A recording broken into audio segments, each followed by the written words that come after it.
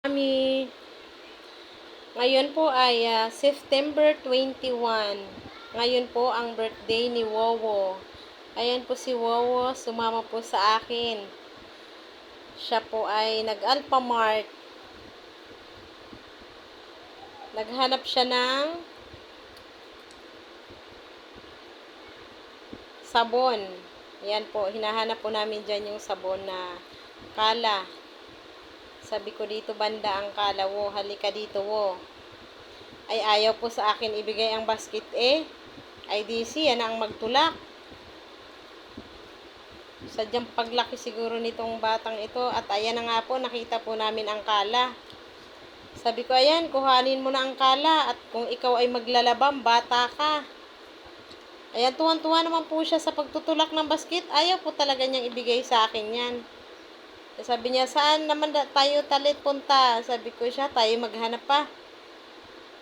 At yan naman po mga mami ay kunti lang ang aming bilihin. At yan lang po ay pangunahin lang po talaga sa bahay. Ang aming bibilhin ni Wowo. Ang sunod naman po namin dadamputin diyan ay ang hinahanap po namin dyan ang safeguard. Hindi po namin makita ang safeguard kaya po pauli-uli kami.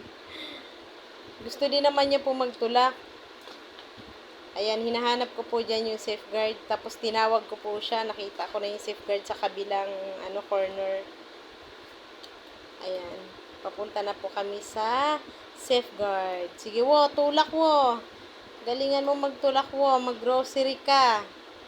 Ayan, nakita na po namin ang safeguard diyan. Sa taas po, hindi niya po abot. Kaya, ayan, aking iniabot at inilagay ko po sa mababa. At gusto po niya, siya ang magdampot, siya ang magkuha at maglagay sa basket. Ayan. Ayan po, ayan, kinukuha na po niya ang safeguard. Yan lang naman po ang aming bibilhin ni Wowo at pumunta po kami sa ice creaman dahil po ay birthday po niya ngayon. Siya po ibibili ko ng mumurahing ice cream lang po at wala po kaming budget. Ayan po, kinuha na po niya ang ice cream niya. Ayan. Wow, happy birthday! Happy birthday, Wowo! Ayan, ayaw na niyang bitawan. Gusto na niyang pabuksan ang ice cream niya. Ayan, sabi ko, ilagay mo sa basket. Ayaw niya ilagay. Gusto niya pong hawakan. Ayan. Sabi ko, halika na, magbayad na tayo. Pumila ka muna. Ayan, habang po siya ay pumipila, may nauna po pala sa amin. Pumila, kaya sabi ko sa kanya maghintay siya. Dala-dala niya na kaagad po yung ice cream. Gusto niya nang kainin po yan. May nakapila, sabi ko maghintay ka muna at may nakapila pa. Yan nga po, naghihintay po siya. At habang po naghihintay siya, ayan, inaayos niya po yung basket niya. Kala niya susunod na kami pero hindi pa pala.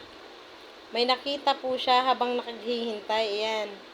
Kumuha po siya dahil nga po ay birthday niya, ay siya po ay aking pinagbibigyan. Ayan po. Yan, inaayos po niya ang kanyang basket.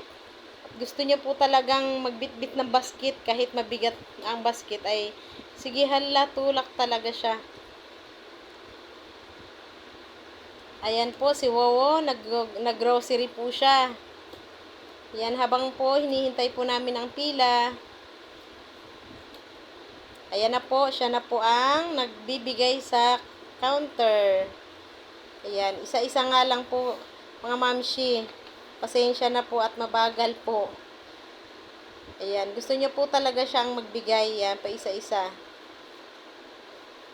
Galing mo, wo. Pwede ka nang isama ulit. Magaling ka, masipag. Yun, no? Tapos na. Galing. Happy birthday ulit, wo. Ayan na nga po, at ayan, nagturoon na naman siya ulit. Sabi ko, wag na. Tama ka na.